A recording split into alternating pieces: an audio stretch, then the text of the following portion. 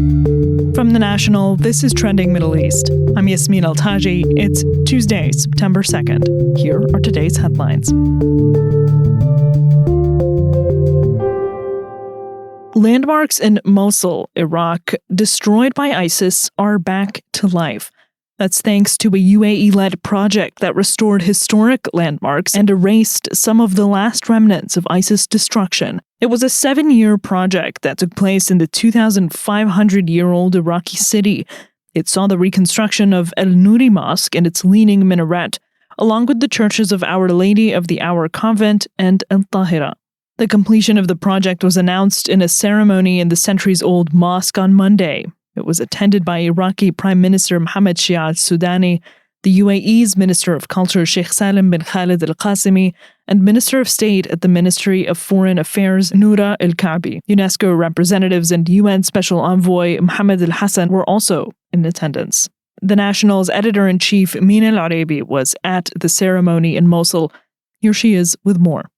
The UAE was a key player in restoring the Al-Nouri Mosque with its famed Al-Hadba minaret that represents the city of Mosul, also known as Al-Hadba, the Hunchback, because of the leaning nature of the minaret.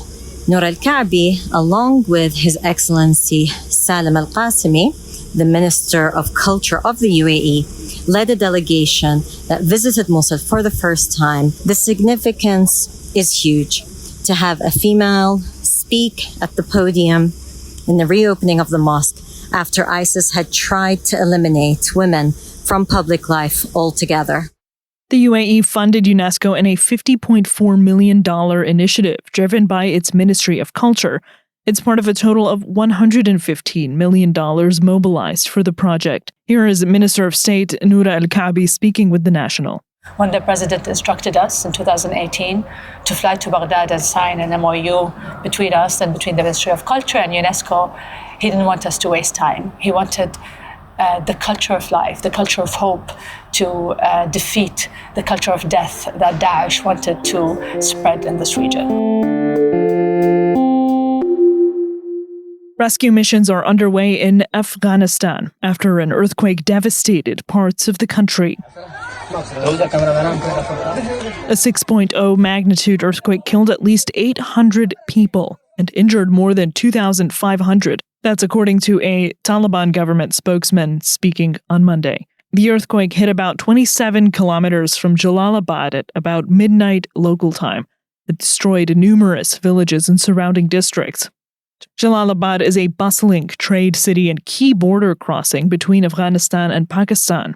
While municipality data shows the population is about 300,000, its metropolitan area is thought to be much larger. Most of its buildings are low-rise and built using concrete and brick. In October 2023, an earthquake in Afghanistan's western province of Herat killed at least 2,400 people, the Taliban administration said then.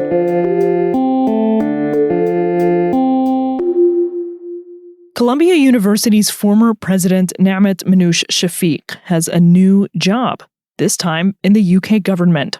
She's been appointed as the UK's chief economic advisor.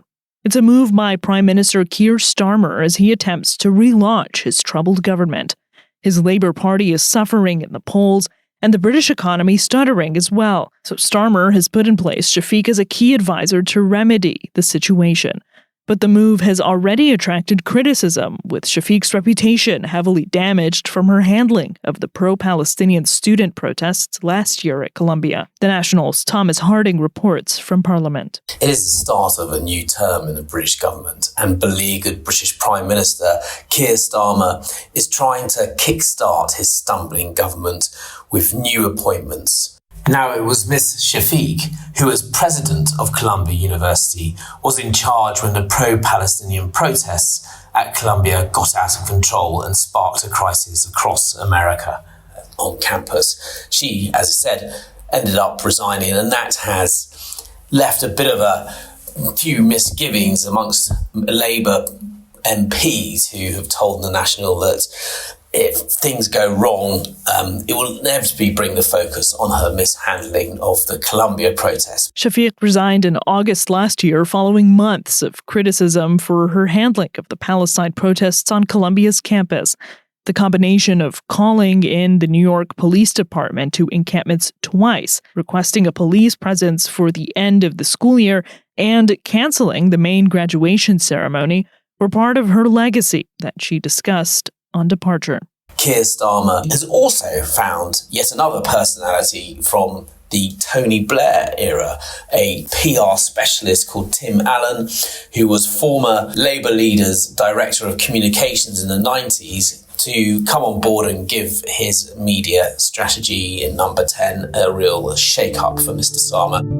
That's all for this morning's headlines. You can get these stories and follow more of our live coverage at thenationalnews.com. Yasmin Altaji, The National.